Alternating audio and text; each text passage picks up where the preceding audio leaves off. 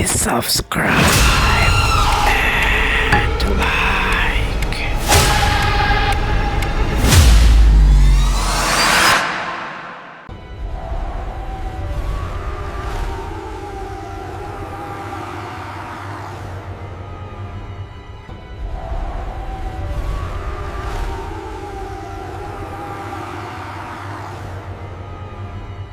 The Forbidden Realm of the Amazon. Chapter 1. The Whispering Canopy.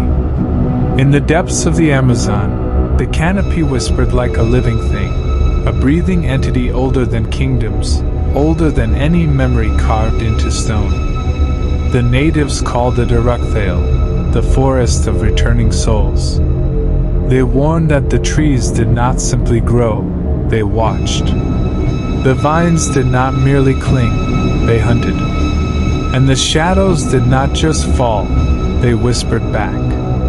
But warnings meant nothing to outsiders. Mark and Elena, newly married and eager for adventure, had come seeking a thrill. They believed in beauty, not curses.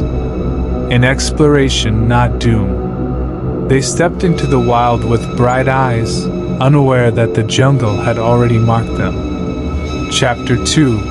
The Lost Kingdom. By the third day, the forest shifted. Paths they had walked an hour earlier vanished behind curtains of mist. Birdsong stopped. Even the insects fell silent. The air grew heavy with a strange metallic taste, like blood. Then they saw it. A valley sank before them, lit by shafts of golden light breaking through the canopy. And in that valley lay an ancient civilization, stone pillars, broken throne rooms, shattered statues of kings and queens whose faces were erased as if ripped by an unseen force. This doesn't make sense, Mark whispered. Elena touched a stone, feeling it vibrate faintly. It feels alive, she said. Mather noticed the shadows gathering behind them. Chapter 3. Eyes in the Leaves. At night, the jungle moved. Elena woke first, sensing something wrong. The fire they lit was out, smothered by damp earth smeared deliberately over the embers. Mark's hands were trembling. Someone was here, he whispered. Then they heard it, clicking sounds, not animal-like but deliberate, intelligent. Yellow eyes glowed from behind the branches.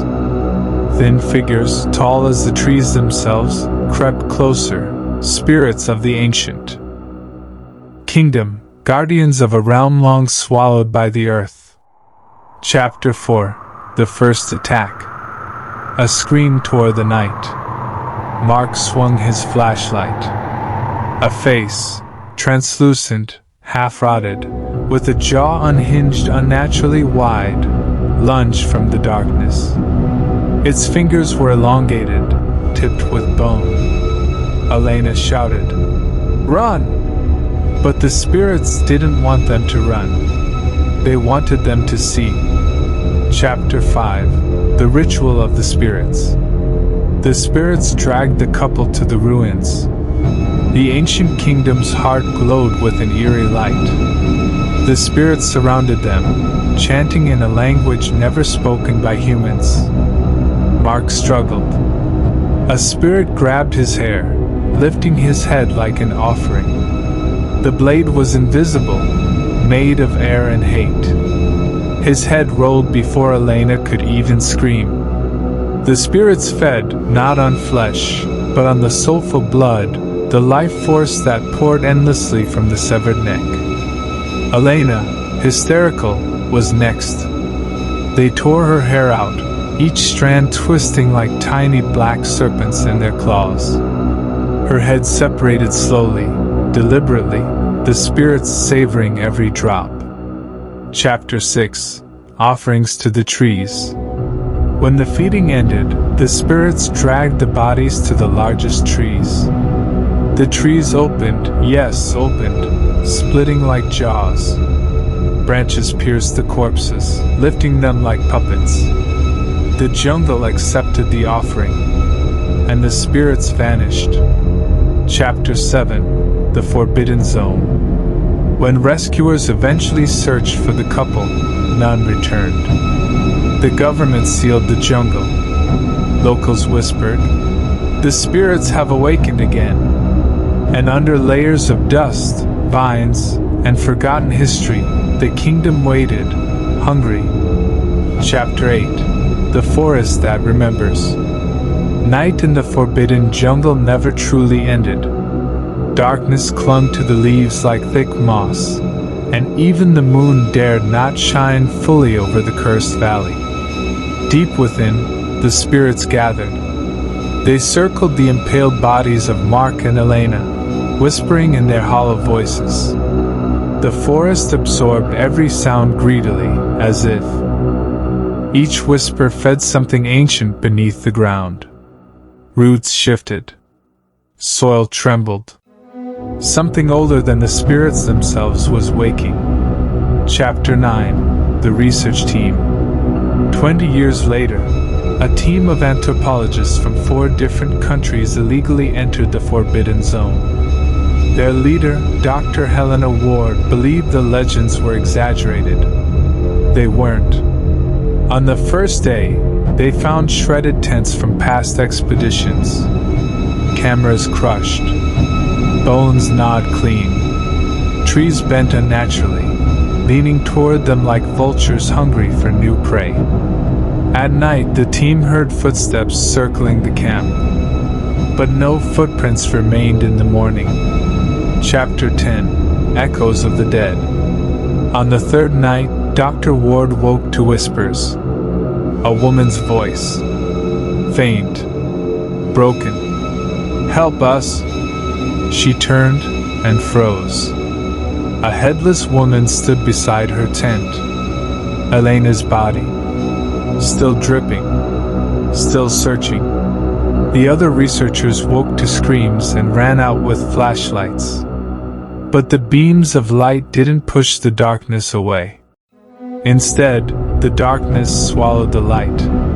When they looked again, the headless figure was gone, but her bleeding footprints remained. "This place is wrong," whispered Dr. Ward. The jungle rustled in agreement. Chapter 11: The Kingdom Below.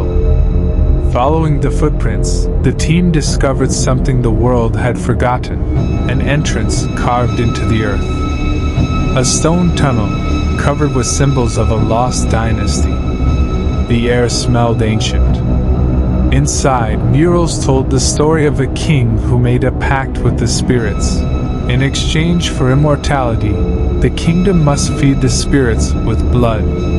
When the kingdom fell, the spirits devoured everyone, and waited centuries for new victims. The team realized the truth. Mark and Elena weren't the first, Dr. Ward whispered. They were just the beginning again. Chapter 12: Awakening the King. In the deepest chamber, they found it. A throne. And on it sat a skeleton crowned with roots, vines curling through its ribs. A heartbeat echoed. Not theirs. The king opened his eyes. They weren't human. They were the same glowing yellow as the forest spirits. Chapter 13: The Forest Feeds Again. The spirits erupted from the stone walls like smoke taking shape. The team ran. One by one they fell, dragged into the darkness, their screams muffled by the forest's hungry soil. Dr. Ward alone reached the surface, and there she saw them. Mark, Elena, the researchers, all hanging from the trees, impaled, their blood dripping into the roots. The forest had feasted, and it wasn't satisfied. Chapter 14: The Final Revelation. With her last moments of sanity, Dr. Ward understood the jungle's secret. The spirits were once humans. Every victim becomes one of them. Every scream becomes a whisper. Every drop of blood becomes part of the kingdom. She felt her vision blur. Her skin turned cold. Her heart slowed. And as the spirits circled her, welcoming her home, she heard Mark's voice behind her. Welcome to the kingdom. Chapter 15. The night the trees walked. The jungle did not sleep after Dr. Ward's transformation. The spirits carried her body, now hollowed, reanimated by the ancient curse, to the heart of the valley where the forbidden trees stood. Those trees had roots like veins stretching for miles. Beneath the soil, they pulsed. And that night, they moved. Branches twisted, cracking like broken bones. The canopy shifted, shrinking and expanding, breathing as if alive.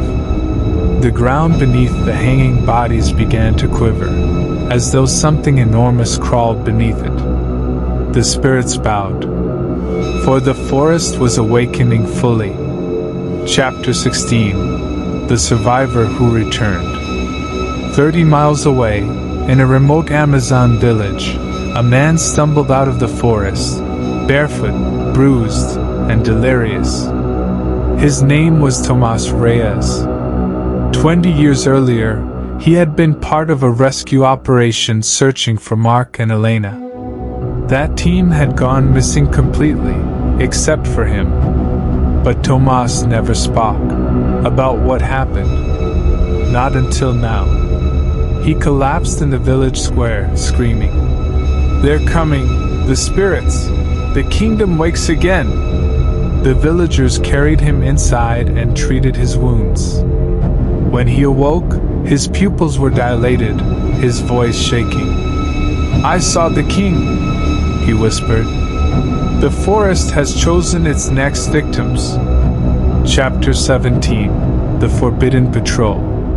The Brazilian government, alerted by the villagers, sent a covert military unit to investigate the Forbidden Zone. Their mission: locate the disturbance and ensure containment. Their leader, Captain Mendez, had no belief in spirits. That changed within hours. The deeper they went, the more reality bent. Compass needles spun wildly. Radios crackled with voices that weren't human. Soldiers felt fingers brushing their shoulders, though no one was there. Then they found the first body. A soldier impaled high in a tree, still moving. His mouth opened. "Run, before he wakes fully!" And then the roots swallowed him whole. Chapter 18. The King Beneath the Soil. The military team soon discovered the underground entrance, the same one the research team had found years before. Inside, the carvings had changed. No longer were they ancient murals. Now they showed Mark, Elena, Dr. Ward, and the newly taken researchers, etched into stone as offering figures. "This place updates itself," Captain Mendez whispered. Then they heard a heartbeat shaking the walls. Thump, thump, thump. The king was awake. Chapter 19. Rise of the Blood Kingdom. The throne room glowed red. Vines hung down like veins, dripping sap that looked disturbingly like blood. The skeleton king no longer sat. He stood. Flesh formed across his bones, slow, crackling, rebuilding.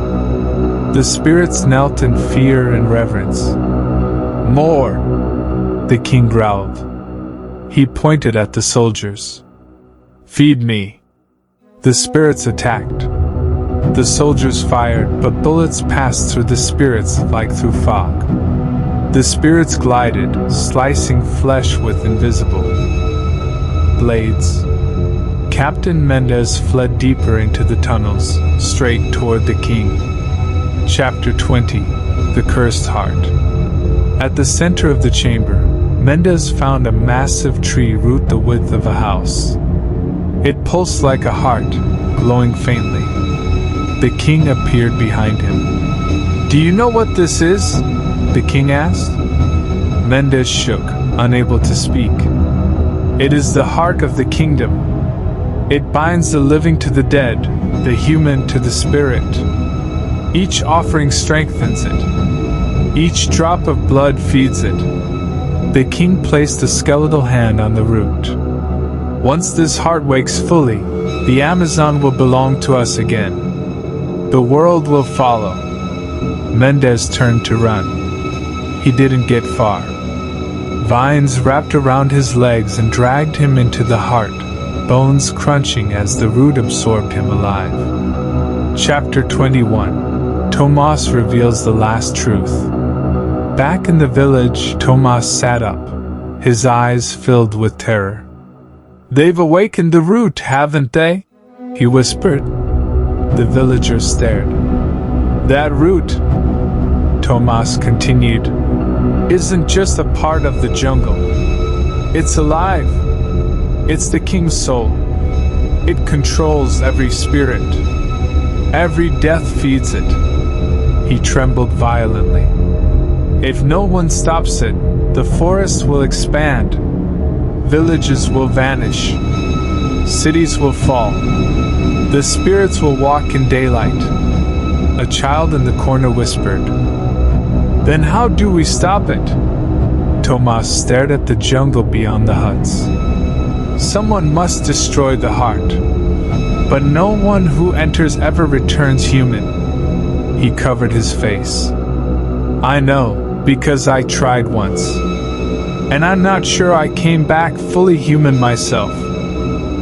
Please subscribe, like, and share my videos.